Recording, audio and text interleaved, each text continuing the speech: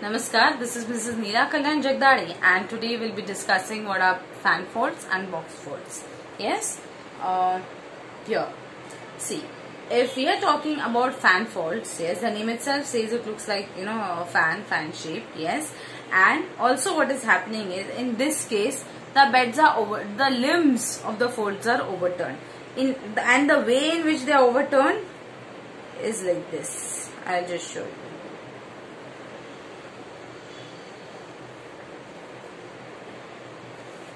See, all of us know what folds are so far. So you guys know this is an anticline and this is a syncline. Everyone knows by now. This is an anticline, this is a synclinal fold. Anticlinal, yes, the limbs are dipping away. But in this case, what is happening, you see? Yeah, mostly the limbs, are they dipping literally away? Are they going like this? No, in fact, they are coming closer, yes. So in case of fan folds, I'll just mention it down here.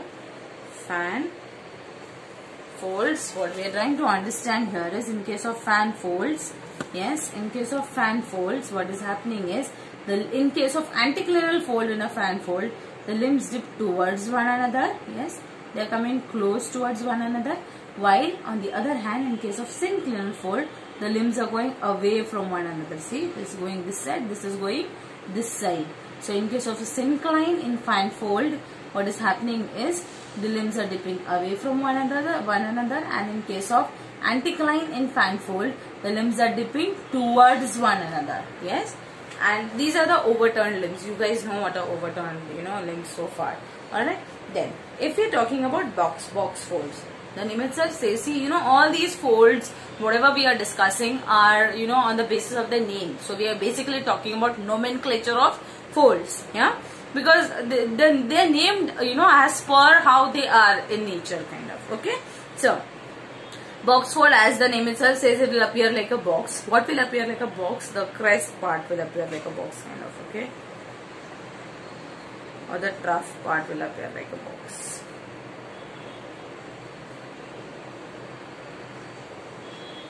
I'll just draw one figure for you, so that becomes easier for us to understand what are we basically talking about. Okay, see, and I'm right, I cannot, labeling and proper labeling has to be there, mandatory in all the figures, anyways.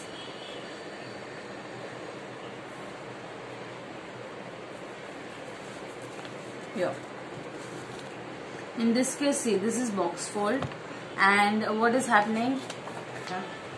Hinge line, if I am seeing, I'll draw it with another pen so that it is more prominent.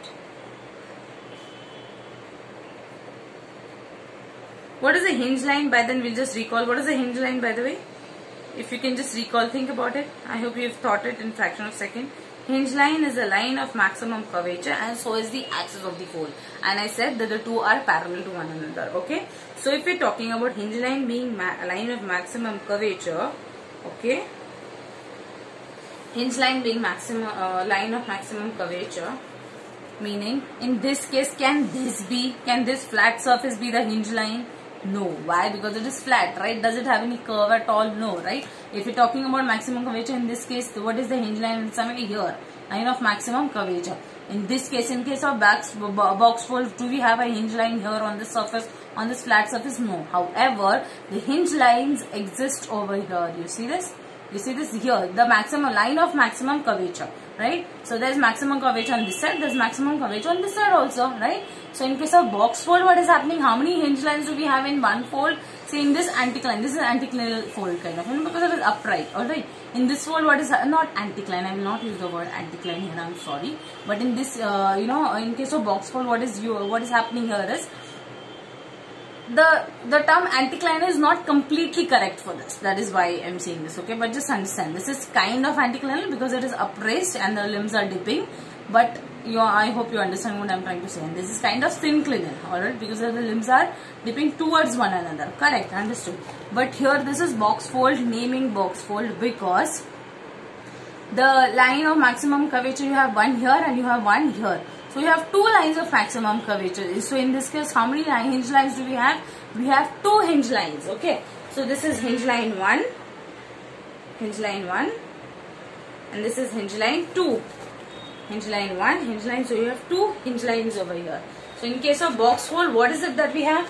Box folds are the folds which have flat, they are flat and broad. Aren't they big enough? Yes. So the crest and the trough, yes, the crest and the trough are flat and broad.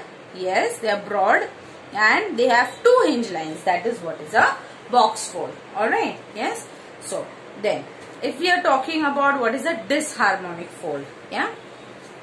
Disharmonic, as the name itself says, I said we are talking about nomenclature, yes, and nomenclature meaning how is that particular thing named, why is it named like that, that is the meaning of nomenclature.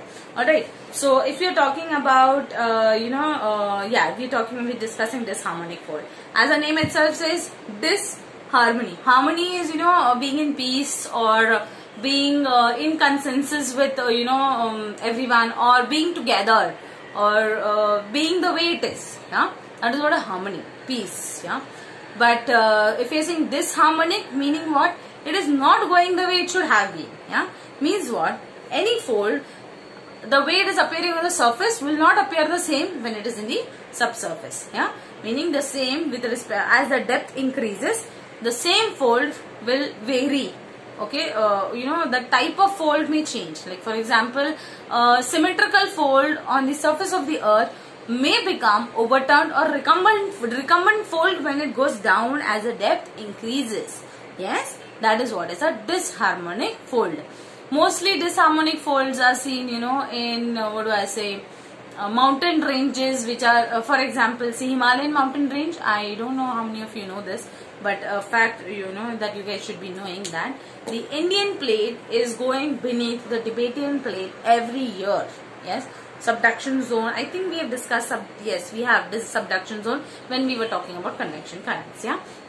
So what is happening is subduction zone. The Indian plate here, for example, this is the Tibetan plate, and this is the Indian plate coming from the south pole. It was once upon a time. I hope first year students, when you went first year, you guys know what is Pangaea and Gondwana and all those things, Laurasia and all these different things that we studied and that existed. All right. So now what is happening is when with the Tibetan plate and the Indian plate, when the Indian plate came and it collided with the Tibetan plate, Indian plate being little this thing, it subducted.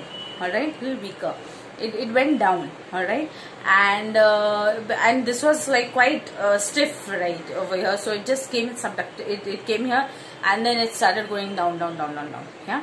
So now what is happening? Before there was this Tethys Sea there. In between what? In between the Indian plate and the Tibetan plate, there existed an ocean, Tethys Ocean or Tethys Sea, you may say. All right. And now what happened is when the Indian plate collided, the sediments that were deposited in the Tethys Ocean, what happened is they came up. Right? How did they came up? They came up in the form of folds. I hope you guys can imagine. I want you guys to imagine. Imagination is the greatest power that everyone has. Okay, so and you must imagine in order to understand, because if I show it to you, you may just see it, but if you imagine it, you understand it much better. Yeah.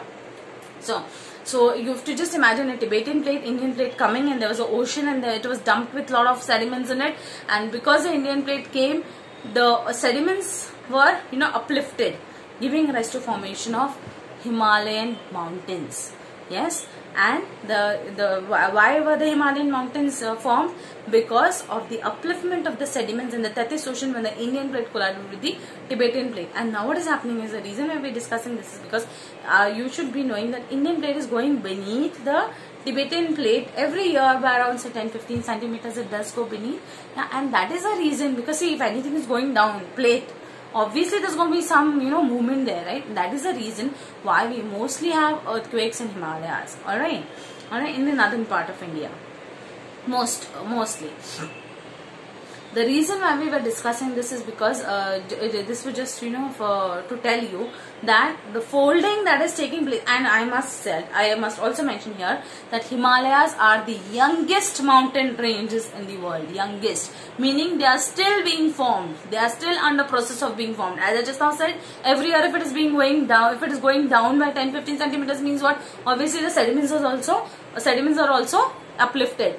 I don't know how many of you remember what is isostasy, but this is with respect to isostasy. Everything, that is being balanced. If something is going up, if something is going down, the other side comes up. So that is, in order to create the balance. All right. So here, what am I telling you is, in Himalayan mountain ranges, mostly you get to see the disharmonic folds. All right. So I think we'll stop here for now. I hope there is a lot that you gained today.